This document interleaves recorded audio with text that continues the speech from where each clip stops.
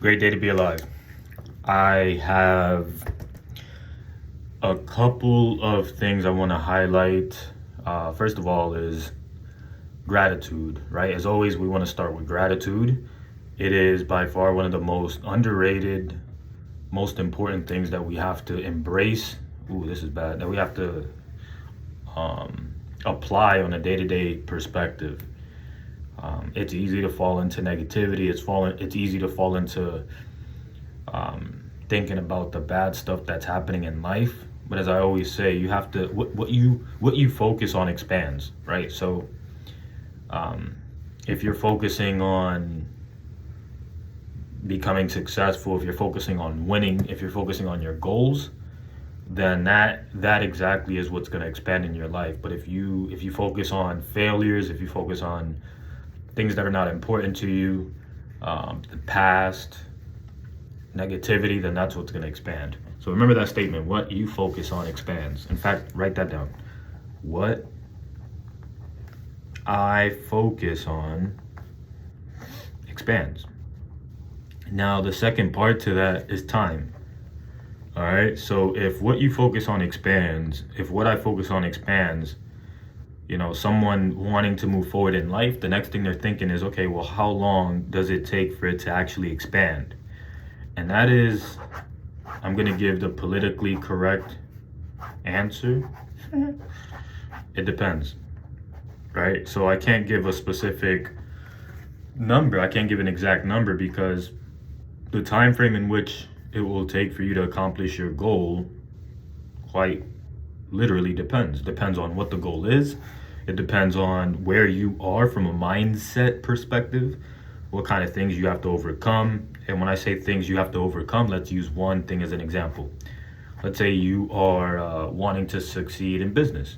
Well, depending on your level of education, you may have to wait and you may have to wait a lot longer than someone that was raised in a household where business was conducted on a day-to-day basis.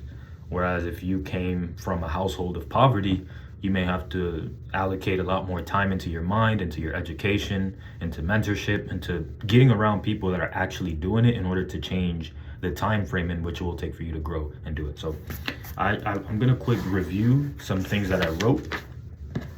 And then I'm also going to, I'll stop the video when it comes to writing the new ones. But right now I'm on March 21. I'm going to pick a random one. It's been about 7 days that I've been writing these down.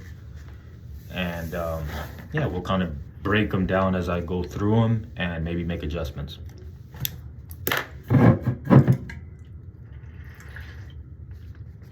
Drink water, motherfuckers. I not only have the solutions to my problems, I listen closely and solve problems for people that have big dollars to solve them. My excitement and consistency perpetually grows. I am forever grateful for the life and time I get here on earth. I value my health and I value my relationships. My income increases 1,000x by December 2024. My investments and financial choices yield strong returns.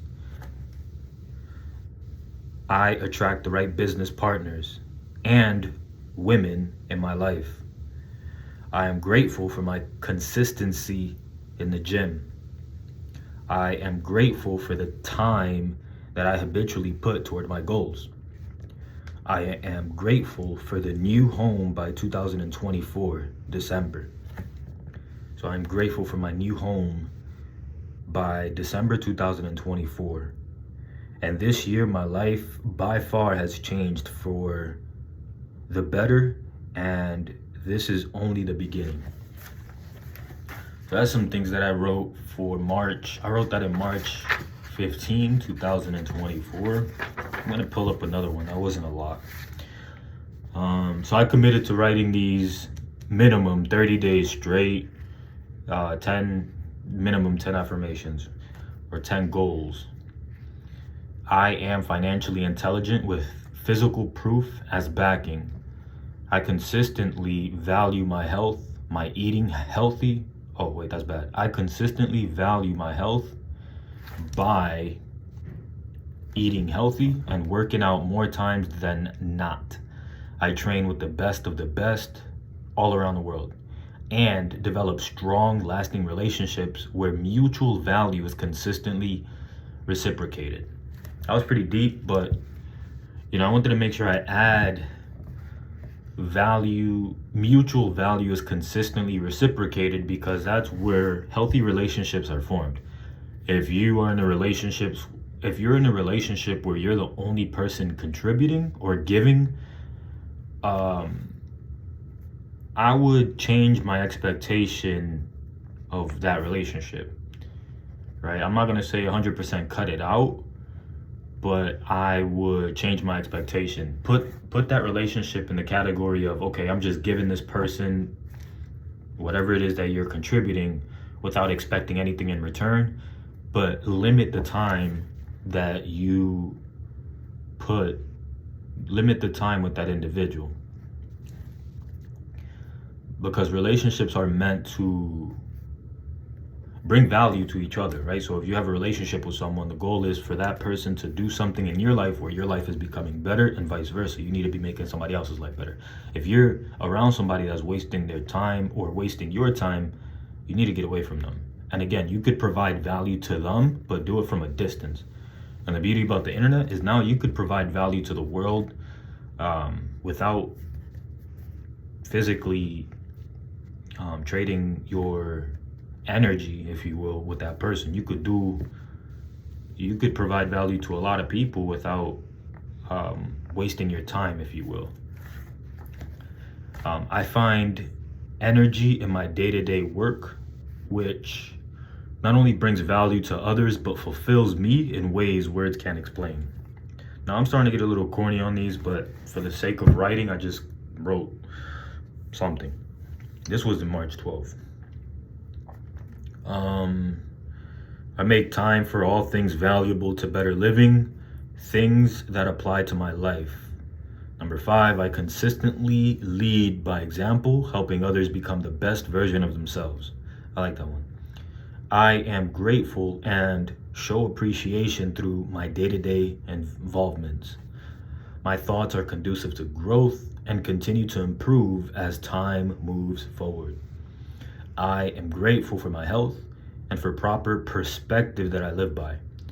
I really like that one too. I really want to emphasize that because I've heard a statement years ago that said life is 98% attitude and 2% mechanics. And a lot of times we're living off incorrect perspective, but because it's our perspective, we operate as if it's right and it leads us down the path that we're on. So life is a strong portion of it. It's perspective. You need to have perspective. Now, I'll give a quick example. If you're overcoming something, let's say something negative in your life, you could look at it like that. You could say, okay, this sucks. Why me? And just have this negative mindset about the situation. Or you could start asking yourself, how could I help other people because of this? Or how could I become better because of the situation? Or what lessons can I learn because of this phase in my life? And look at it as a phase. Look at it as like, okay, I know this is not going to be forever, but how can I maximize this time? And that's a proper perspective. You're still going to have to overcome it, but your mindset is what's important. The mindset you have as you're overcoming this is what's going to make or break you. And that's what I mean about perspective. So wanting materialistic things is cool, but choosing to want proper perspective, I think, is even more powerful. So just something to consider. So I'm gonna read that one again. I am grateful for my health and for proper perspective that I live by. Number 9, today I hit the Stairmaster and I work on lower body a bit. I'm pretty sure I did the Stairmaster that day. But I know I've been in the gym a lot more than I haven't, so keep it up. I smile often. I smile internally where it matters most, and I operate on earth in a human efficient way. Thank you, universe, for today. So I've also been a lot better with smiling at myself, smiling at people. I think that's important. You know what I'm saying? I catch myself in this serious mindset, and then before I walk into a place, I usually just change the frame of like I'll go like this. Like usually I have a stale face, like so. Then before I walk into a place, I'll like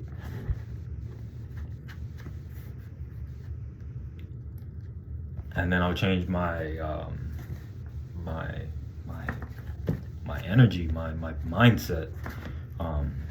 Because, and I learned this from a book I read about women.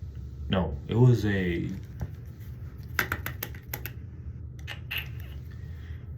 something about picking up chicks.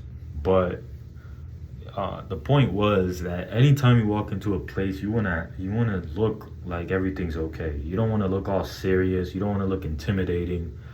You want to look good, like everything is okay. You want to look positive. You want to look like you have good energy, whether it's true or not. How the energy you carry when you step inside of a place, when you step inside of a building, is huge. So I wasn't really aware of that. In fact, I would do the opposite. I would try to like be serious when I walked into places, but I realized that was only working against me, especially when it came to hitting on chicks, because now you have to climb. With women, when you meet women, it's all about trust. So, you know, if you're in an environment of a bunch of dudes, then obviously you're not trying to be all friendly. Like us men, we connect differently.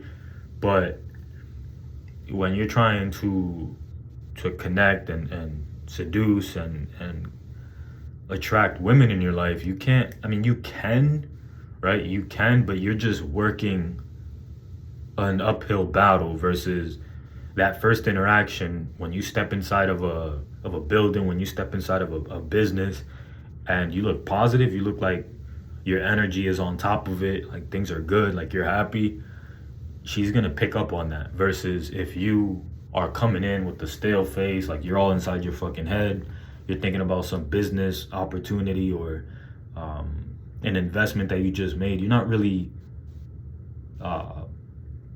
in a positive state of mind or exuding confidence in a sense. They could sense that as well. So I'm not saying that you can't get that girl, because you can, depending on what you say and how you approach her.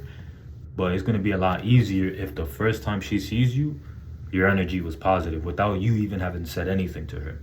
So just keep that in mind. And the last one that I will read is this one, and then I'm going to write 10 more for today and then get some more reading in.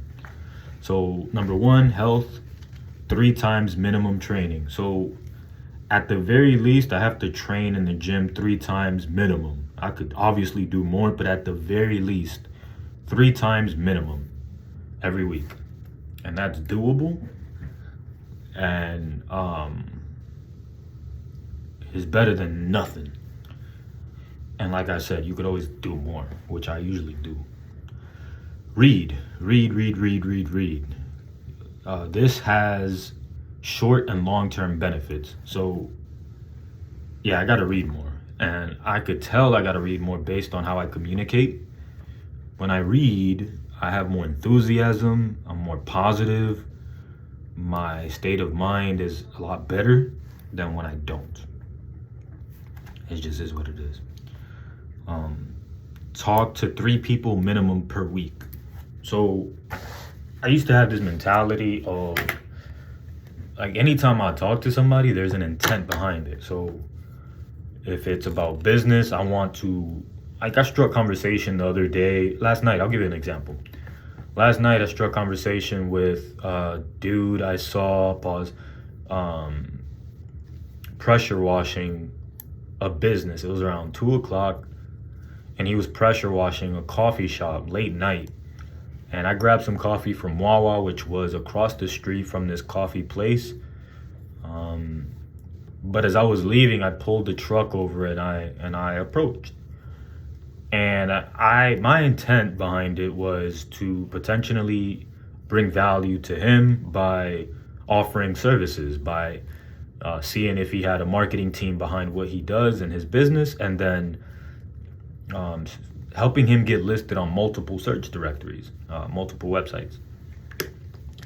In conversation, I realized he was good. He already had someone providing that service. I'm not going to get into the conversation, but all in all, I realized that I was not a good fit in terms of what I had to offer for him and his business at the time. So instead of walking away, I said, well, do you happen to know somebody else that's in need of somebody to help? Do you happen to know somebody else that's in need of some marketing help? And he said, actually, I do. And he recommended someone that was starting a pressure washing business.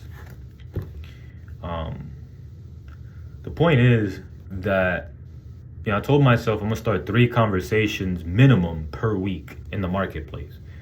And what that means is simply communicate. It doesn't have to lead to something. That's why I gave that example, is because before I probably would have forced it. I probably would have hammered my message down his throat, pause, and said what I had to say,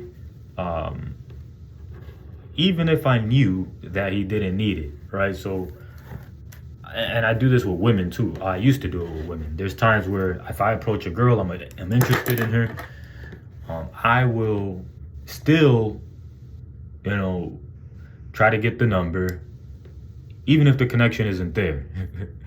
I had 2 interactions recently where one of them I kind of forced it, even though the connection wasn't there.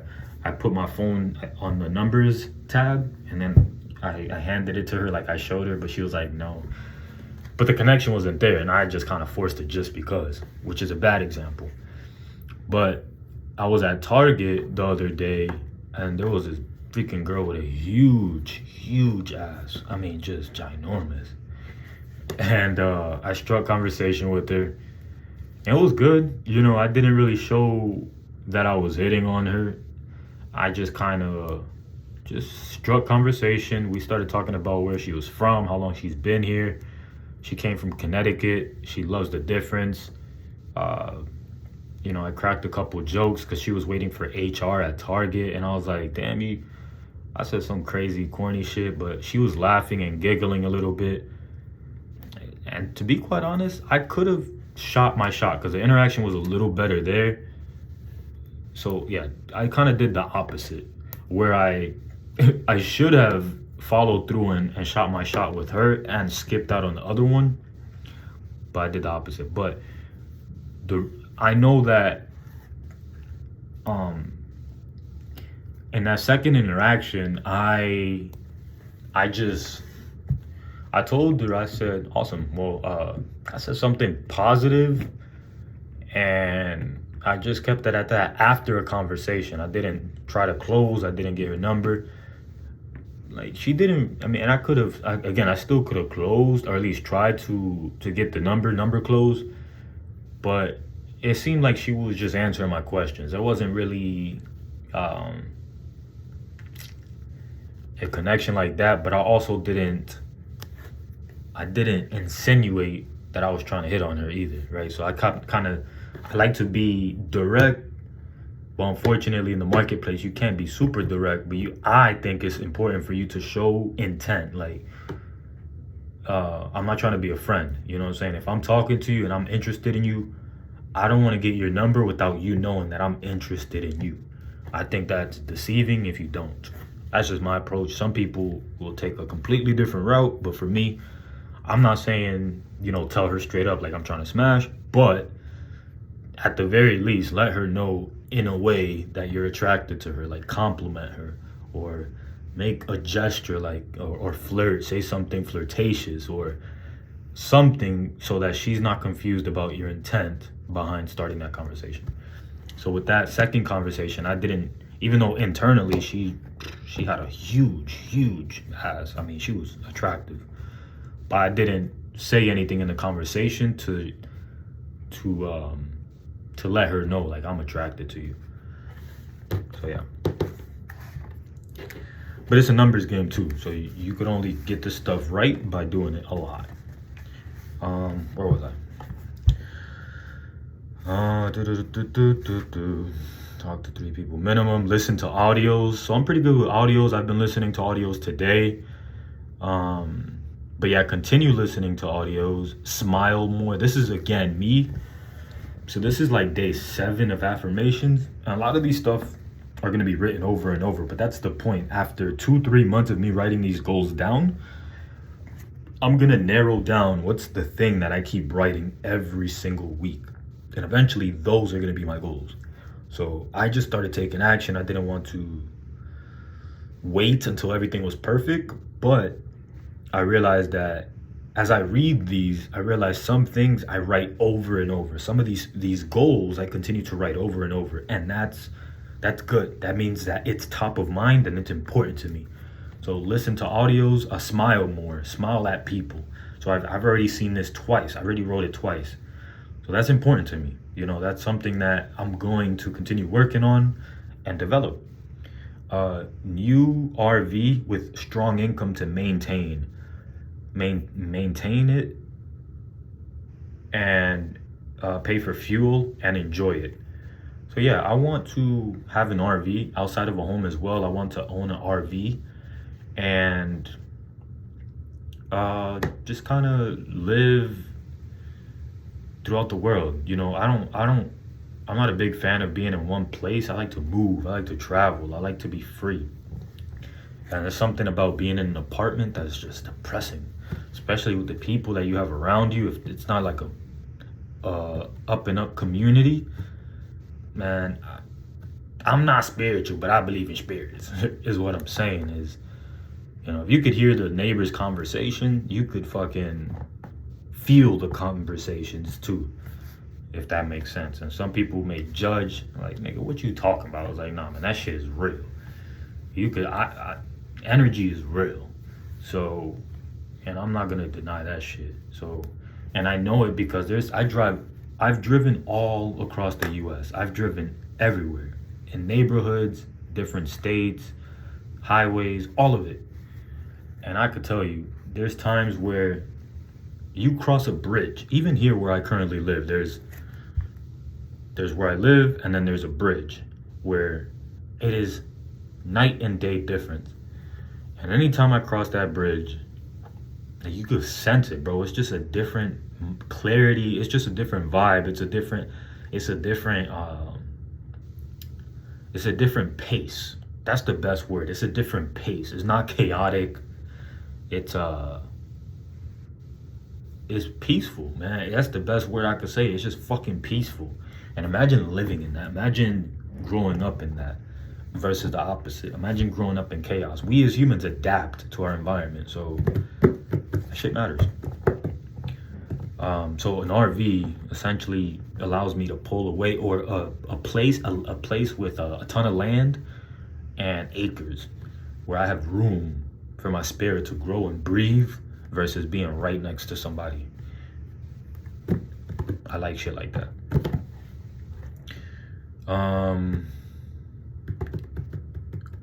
So connecting with great people on the weekly that provide value and that I can provide value to. So that's a common theme. I've already wrote that a couple times. I worded it different, but that's important. And I keep emphasizing the importance of A, me providing value, and B, they provide value to me, because value is, you have to reciprocate it. You can't just expect good from people, and you got to get away from people that just expect good from you without doing anything in return. Like, it's a law of reciprocity. You guys got to help each other. You got to build each other up, encourage each other. Fill in the gap in which the other person needs that gap filled. Pause. Strong returns and decisions on investment moves. So that's something I've wrote a couple times as well. Is having making good decisions in my investments and also yielding strong returns, right? So I have to trust myself more. A lot of times I've taken recommendations, but on the flip side, I've also looked up certain investments that paid off with me doing my own due diligence. So trusting myself to make good decisions and taking profits, man. Taking profits when the returns are there, not being greedy and taking my profits. And then I started writing these down. This is a new framework that I think is important. So why am I always winning? So I wrote that down. Why am I always winning? Why do I continue making profitable investment decisions? Why am I so clear on my mission and my goals? Why do I continue taking care of my health? Why has the world become such a great place? How is all of this great change happening? Now, the reason, and I'm gonna end it here and then get some reading in. The reason I wrote it like I did is because it's a couple things. When you ask the question why, you enforce the reason. And here's what I mean. So a lot of times we ask why in a negative light, in a negative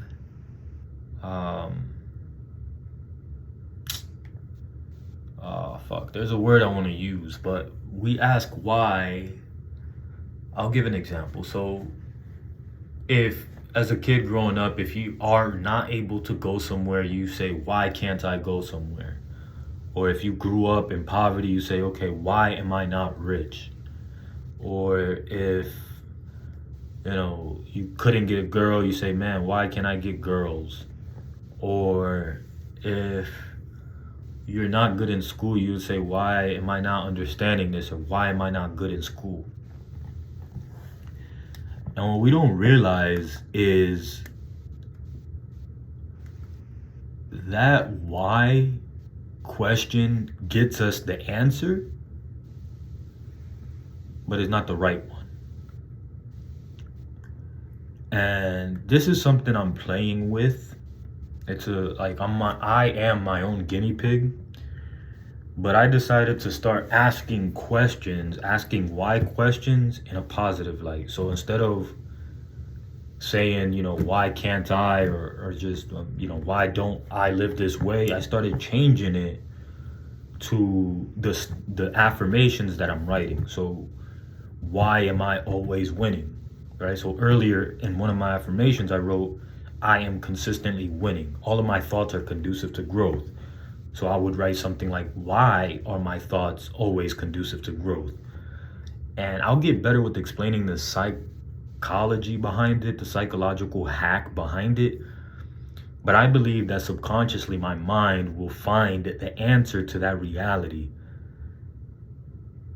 that I'm creating.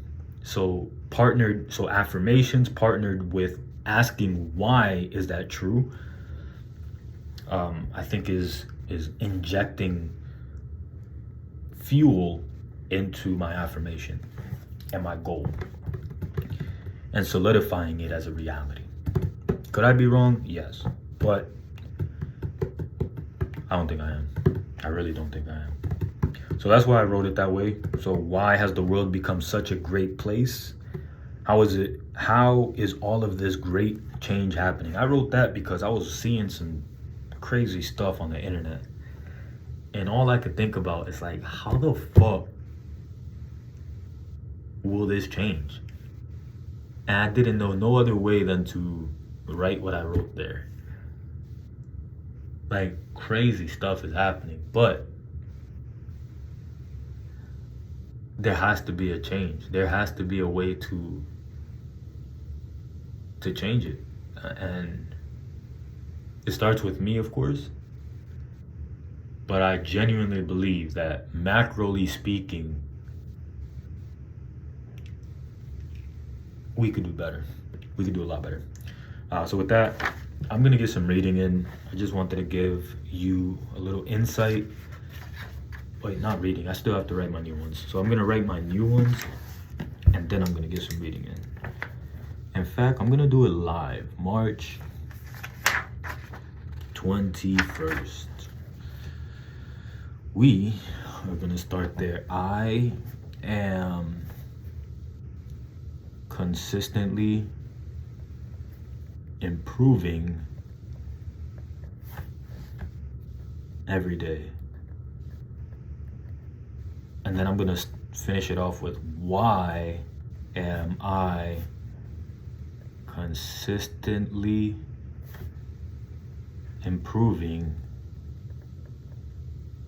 daily? Nah. Shit. I'm good right now. Busy right now.